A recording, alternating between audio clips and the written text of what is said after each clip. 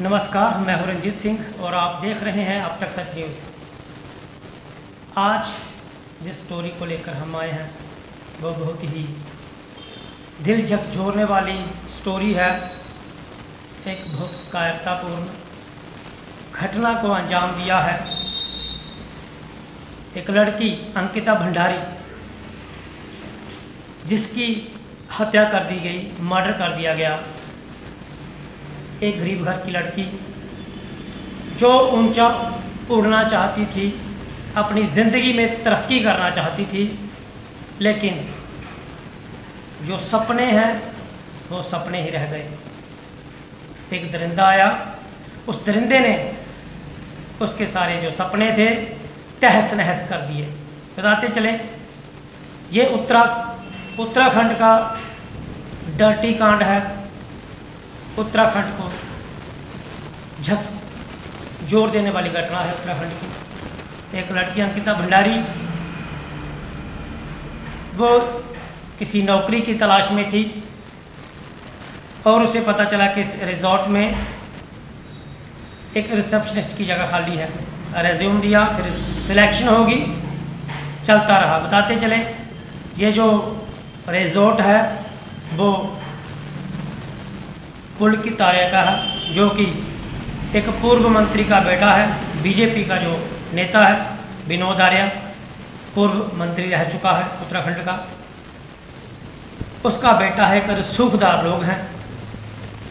और फिर सिलसिला शुरू हुआ पुलकित का, उस पर गद्दी नजर रखने लगा। आते जाते कुछ ऐसी हरकतें करने लगा कि उसको अट्रैक्ट किया जाए। एक दिन क्या हुआ कि एक गेस्ट आते हैं जिसने शराब पी रखी थी। फिर वो उसको किस करने की कोशिश करते हैं अंकिता को। उसके बाद वो कोई कारण रहा होगा कि वो चुप रही, थोड़ा पीछे हट गई, चुप रही। इस तरह से ये सारी घटनाएं जो हो रही थी उसके साथ डेली।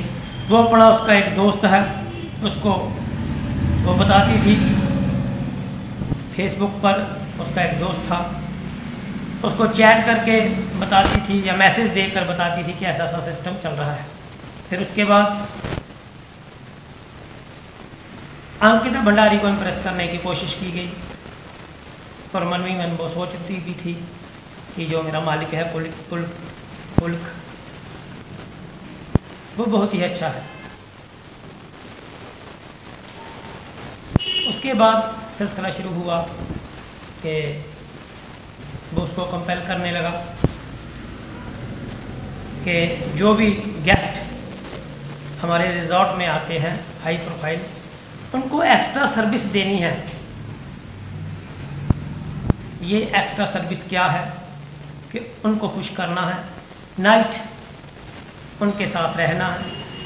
लेकिन अंकिता भंडारी जो है वो नहीं मानी, वो टस से मिस नहीं हुई। वो मन ही मन में सोचती थी कि पैसे चाहे जितने मर्जी मिलें, लेकिन मैं कभी भी अपना ज़मीर नहीं बेचूंगी। पढ़ी लिखी एक लड़की जिसके सपने बहुत ऊंचे थे और वो अपने सपनों को साकार करना चाहती थी, बहुत दूर जाना चाहती थी। उसने पुलकित की एक भी बात नहीं मानी। नतीजा ये हुआ कि आए दिन झगड़ा होता रहता था और वे जॉब छोड़ना भी चाहती थी। एक दिन ऐसा हुआ कि कुछ स्टाफ के अधिकारी और पुलकित शाम को बाहर चल जाते हैं घूमने के लिए और उसको भी साथ ले जाता है। अंकिता भंडारी को कहता है कि बस आज के बाद आप मेरी कोई भी बात नहीं मानना। वो बेचारी खतरों से अनजान पुलकित आर्य के साथ चली जाती है। बैराज में एक नहर का किनारा होता है। फिर उसके बाद क्या होता है कि पानी में उनका फ़ोन गिर जाता है पुलकित का, और वो सोचता है कि इसकी वजह से गिरा है। ये सारी घटना हुई। उसके बाद उसको धक्का दे दिया जाता है नहर में। एक गहरी नहर है, यकीनन वो चलाई होगी बचाने के लिए, लेकिन ये जो दरिंदे हैं वहाँ खड़े होंगे, तमाशा देख रहे होंगे। फिर ये वापस आ जाते हैं होटल में, अपने रिजॉर्ट में, और ड्रामा करते हैं कि वो अपने कमरे में अंकिता जो भंडारी है वो सो गई है। ये सारी की सारी घटना है कि एक लड़की को किस तरीके से, एक शरीफ लड़की को जो रिसेप्शनिस्ट है, घर से काम करने के लिए आई है, उसको गलत धंधे में धकेला जा रहा था, जिसका अंकिता ने पुरजोर विरोध किया और फिर उसको ले जाकर धक्का दिया, उसको ले जाकर नहर में धक्का देकर उसको मार दिया गया। ये सारी घटना है, पूरे देश में इस घटना पर बवाल है और एक बहुत ही क्रूर और गंदी घटना है। इसका पुरजोर सभी लोग विरोध कर रहे हैं, उत्तराखंड में बवाल मचा हुआ है। फिर इसके बाद क्या हुआ कि इसकी पेशी के लिए ये 3 लड़के थे, एक पुलकित था, उसके साथ 2 और थे जो स्टाफ मेंबर थे, उसके साथ गए थे। पेशी के लिए आते हैं तो भीड़ जो है, उनको पता चल जाता है, भीड़, वो पुलिस की गाड़ी रोक लेती है जिसमें ये लोग बैठे होते हैं, अपराधी बैठे होते हैं, और फिर उनकी पिटाई की जाती है और बहुत बुरे तरीके से उनकी पिटाई की जाती है। करनी भी चाहिए। जो ऐसी घटनाओं को, ऐसी गंदी घटनाओं को अंजाम देते हैं, उनके साथ ऐसा ही सलूक होना चाहिए। तो ये सारी की सारी घटना थी और इस घटना से हमें एक सीख मिलती है कि जो हमारी बेटियां हैं, अगर कहीं पर काम करने के लिए जाते हैं, अगर उनकी सिलेक्शन कहीं भी होती है, होटल्स लाइन में होती है, टीचिंग लाइन में होती है, चाहे किसी भी सेक्टर में उनकी नियुक्ति होती है, तो माँ बाप का फ़र्ज बनता है कि वहाँ जाएं।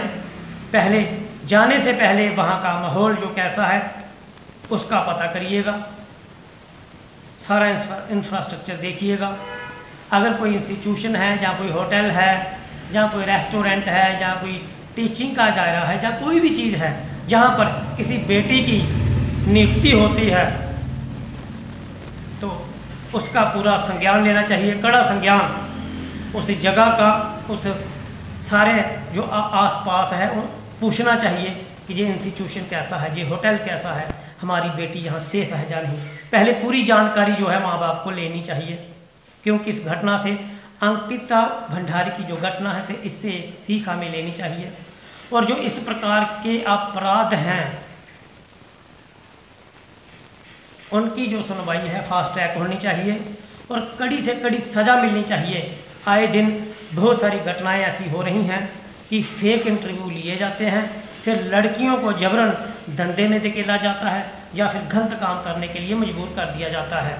लेकिन वो बेचारियाँ, वो बेटियाँ, वो हमारी बहनें लाचार होती हैं, वो इस दलदल में फंस जाती हैं, फिर डरती हैं कि कहीं अगर घर वालों को सुनाया तो कहीं घर से रिजेक्ट ना हो जाएं, कहीं घर वाले ये ना कह दें कि अब हमारा और आपका रिश्ता ख़त्म। लेकिन हमारी बेटियों और बहनों से एक अपील है कि कभी ऐसे किसी भी धंधे में अगर शामिल हो, या धकेली जाओ, या अगर फंस जाओ इस दलदल में, तो ज़रूर अपने घर वालों को बताओ।